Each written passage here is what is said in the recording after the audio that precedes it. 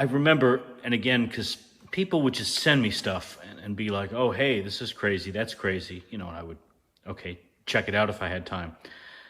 When Mersh did lose his Twitter, I mean, again, it must have been weeks.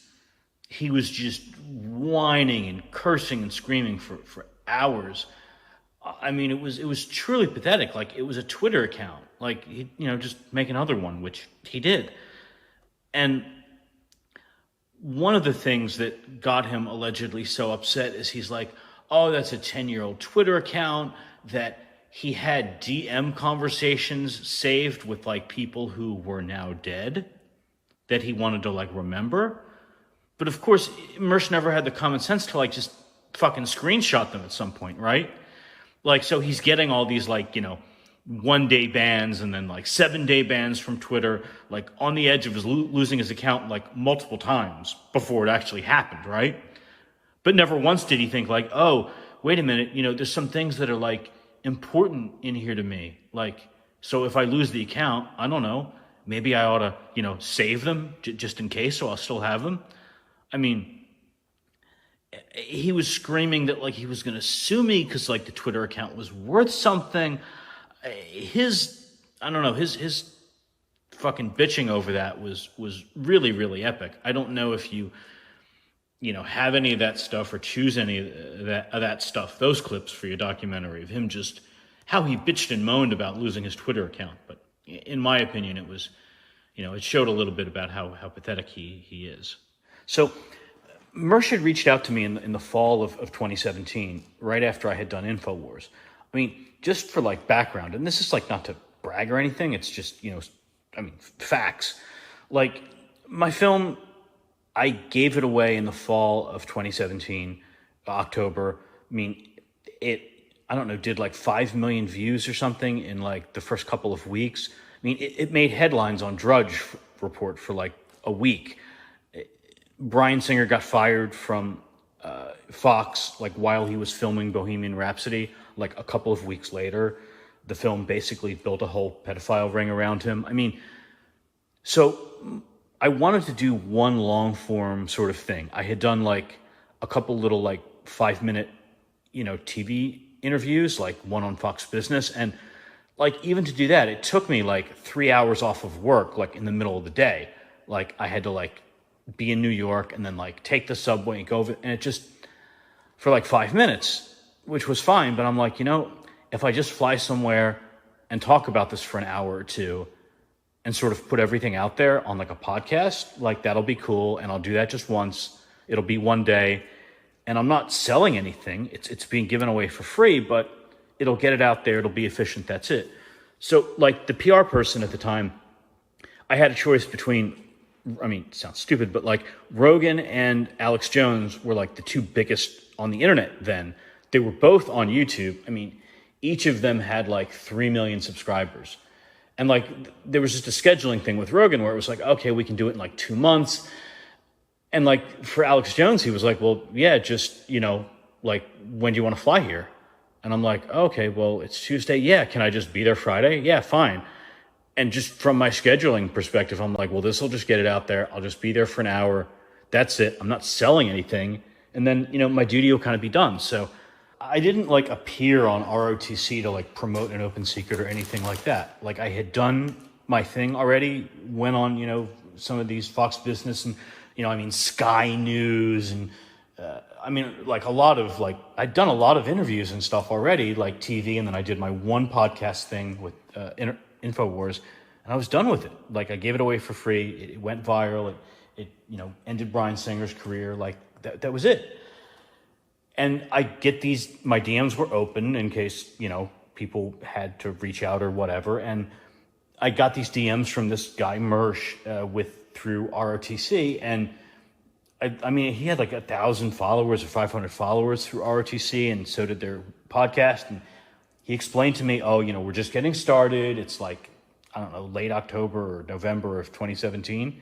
And, like, I saw you on InfoWars and whatever, and we care about child sex abuse, and would you come on and talk? And I'm looking at them, and I'm like, these guys are like nobody. I'm like, and I just kind of ignored them, or I said, thanks, hey, I'll get back to you, whatever. And he was very persistent, and he was telling me like, look, oh, you know, we're so poor. I'm so poor. I'm trying to like, you know, build this or whatever. I care about Hollywood sex abuse. Would you please help us and all this stuff? And I'm like, because they were just nobody. And I'm like, okay, fine. You know, just give me your number, and like, if I have time one day, I'll call in. Like, I didn't even make it like it was like, I wasn't even booked for like anything. And then like, you know, one day, after work, after the market closed, I'm like, okay, like I feel bad for these guys, and they kept asking me. So like, I just called in and like, you know, I'm like, okay guys, like, hey, what do you want to talk about? You know? And so like, we had a little conversation, and then like I spent 20, 30 minutes on air or whatever. And I'm like, okay, fine. Thought, you know, I'd done a good deed, helped him out, whatever, because he kept asking me, and I thought that was it. So yeah, after I'd been on InfoWars, Mersh reached out to me on Twitter, and he kept, you know, asking like, would I come on the show? Would I come on the show? I wasn't promoting the film. I'd given it away.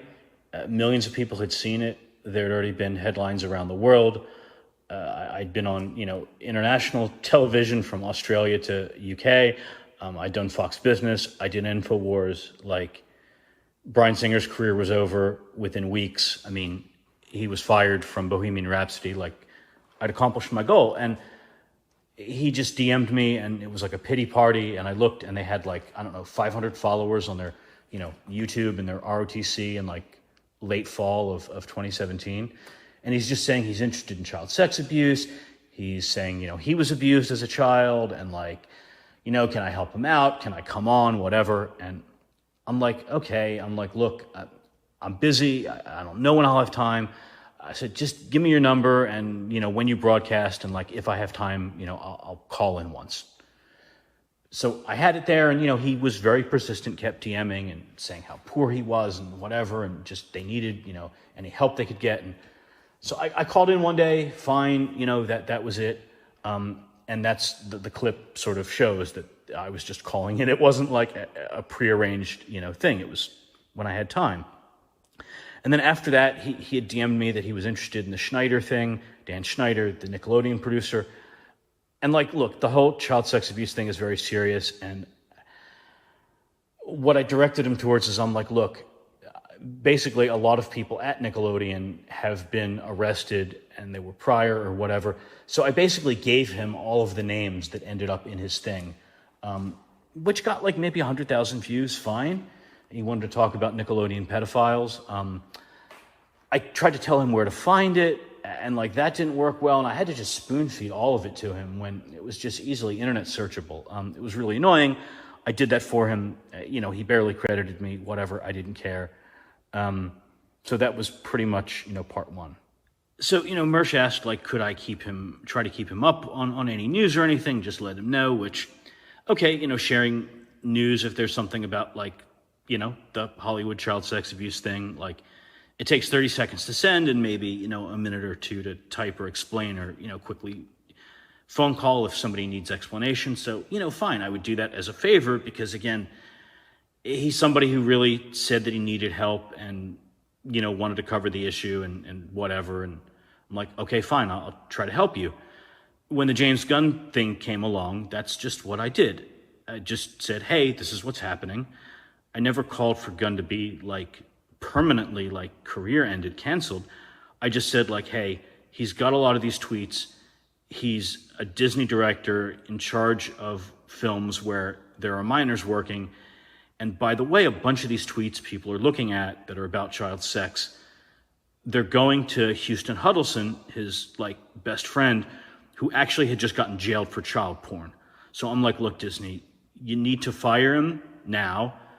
You know, I didn't call him a pedophile or anything or say he was guilty, but I'm like, you know, there's a lot of smoke here, and you really ought to investigate, take 6 months, see what happens. And actually, that's exactly what Disney did. They fired him, and then they investigated, and, you know, then they rehired him, and everything was fine. Well, Mersh saw that Cernovich was also, you know, on the James Gunn thing, and he didn't like Cernovich and whatever. And I just said, okay, I was just letting you know what's going on, Mersh. Fine, you know, have a good weekend. The next thing I know, somebody's sending me a link and saying, you got to see this minute, you know, timestamp. And I go there, And it's Mersh doing the whole, like, just crazy Jew hate thing against me personally. And I didn't get it. It was completely bonkers.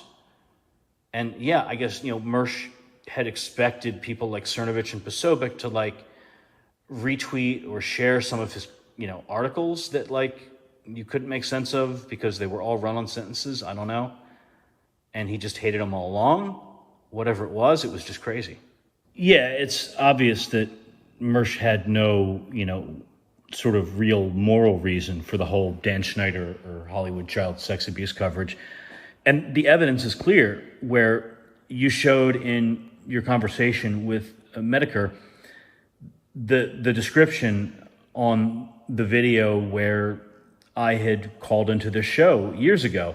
And it says, oh, this was unlisted basically because we don't like Gabe Hoffman and we don't like Cernovich or whatever, despite the fact that it may actually help children, or protect children. So in other words, they're telling you what's more important, right? It's more important that there's people involved or related to it that they don't like, and so that's a reason to sort of hide it, and protecting children from sex abuse is secondary, which just tells you everything you need to know about his motives.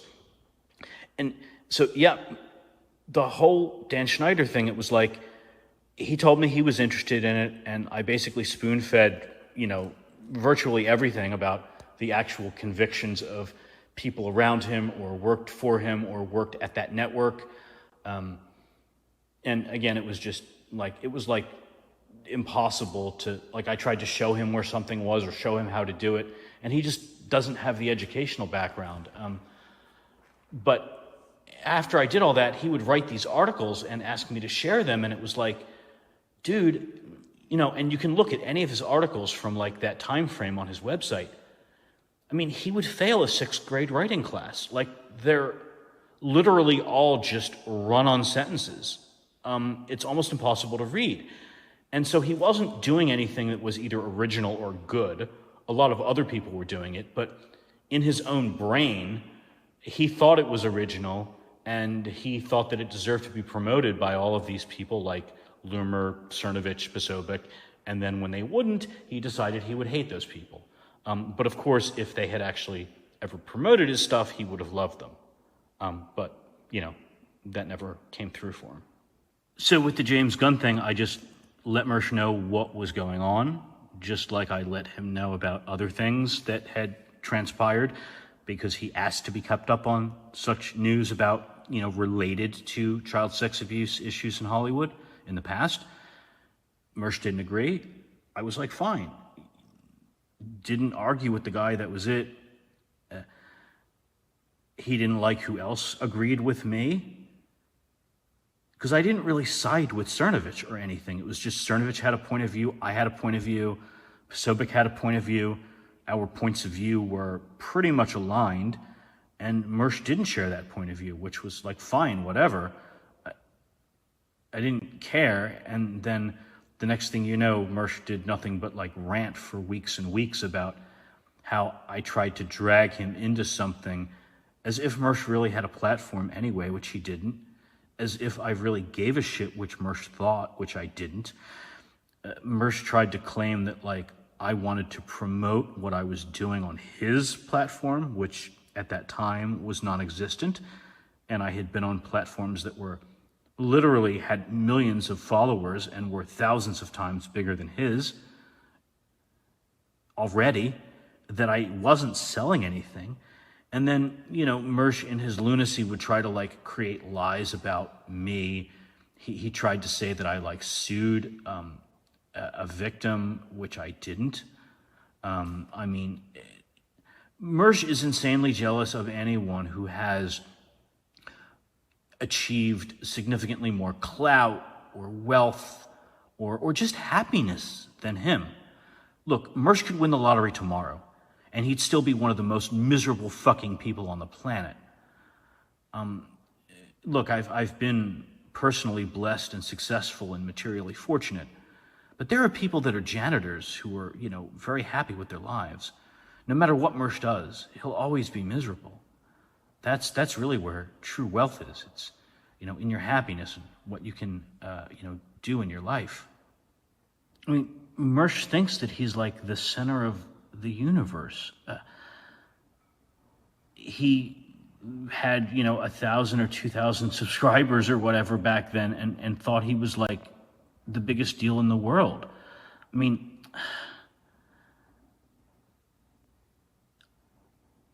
when he says in that clip, "You always knew," it's if he expects me to have been aware of his Jew hatred. I didn't watch his show. He kept begging me to, do an interview or whatever, and I just said, "Give me your number and I'll call in one day." And then, a couple of times I would share some news with him about what was going on because he asked me to. And, maybe I would check it out if he decided to talk about it and give him a little feedback. But like, he thinks that like I would have watched like the whole catalog of like whatever his internet career was. I had no idea he was such a crazy Jew hater until somebody sent me that link the very night he disagreed with me about James Gunn. And I said, "Oh my God, like this is a madman." I had no idea I was ever talking to or corresponding with such a person. And I was just completely disgusted. And, when he deleted that from YouTube right away, I just thought, I'll just post it on Twitter just so that it could be exposed. I mean, look, if I wanted to, I could have gotten him thrown off of Patreon and YouTube in like a week with all the Jew hatred that he flung at me. I didn't, because I didn't care. And I thought, the guy, hey, I don't want to mess with his right to make a living. Yeah, I did report his Twitter after he made like 10 alt accounts where he couldn't stop going after me when I just blocked him and wanted nothing to do with him. But the Twitter didn't cost him any money. It didn't impact his like ability to broadcast or earn a living. He just created a new account. No big deal. But yeah, he got butthurt and cried about that for weeks. But I mean, let's look at the grand scheme of things, right? Like, Mersh, what does he have? 25,000 subscribers or 50,000 subscribers on YouTube. I mean, look, the guy's been at this for 5 years. And, before that, he was a failed comedian for like more than a decade. I mean, he's nearly 40 and this is all he can do. I mean, so like the bitterness that Mersh uses as a fuel is really pretty empty. Like it hasn't fueled much, right? He hasn't achieved much in the grand scheme of things or in the YouTube scheme of things.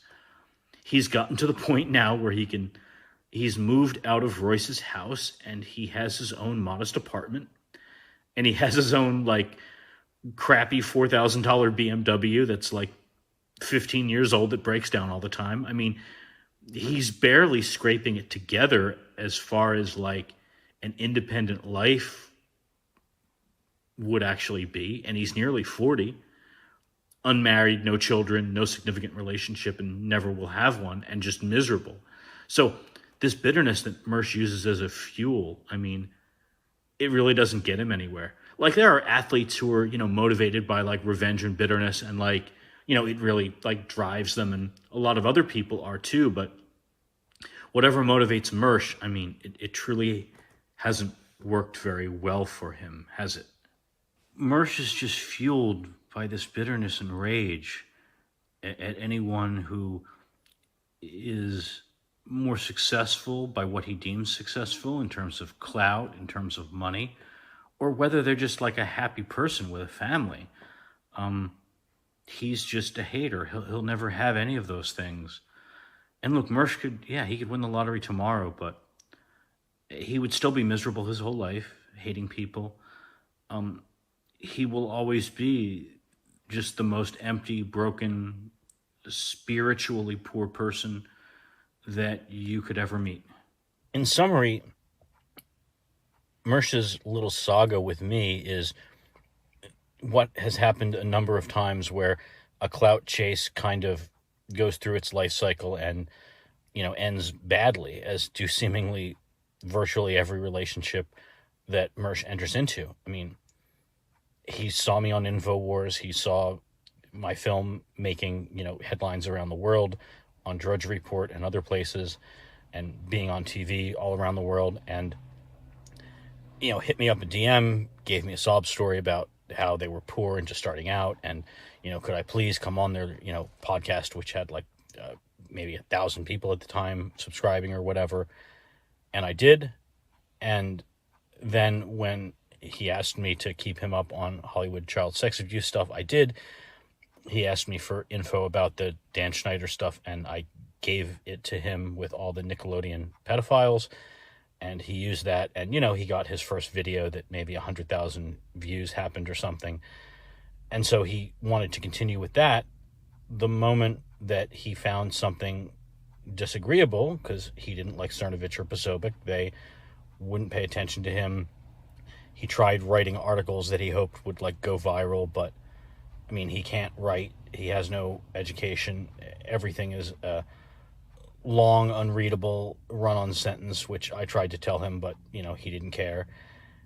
And they wouldn't promote his stuff because it was just garbage. I felt bad and would tweet it once in a while when he asked me to.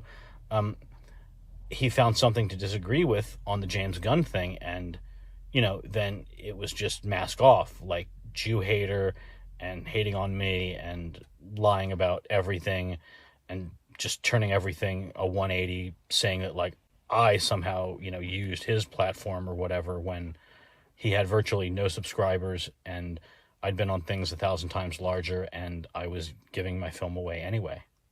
And I mean, when Mersh, had approached me again, it was like he said that he was a victim of child sex abuse himself, and he was, wanting to start this podcast, and he really needed, views and help, and, would I help him with this stuff, and that he cared about kids and all that. So, I felt bad for him, and despite what were obvious, shortcomings in terms of his ability to convey a real story or engage in real journalism, I helped where I could for a time. But yeah, the minute he disagreed about something, I didn't press the issue. I just, left it where it was, but he, just went apeshit.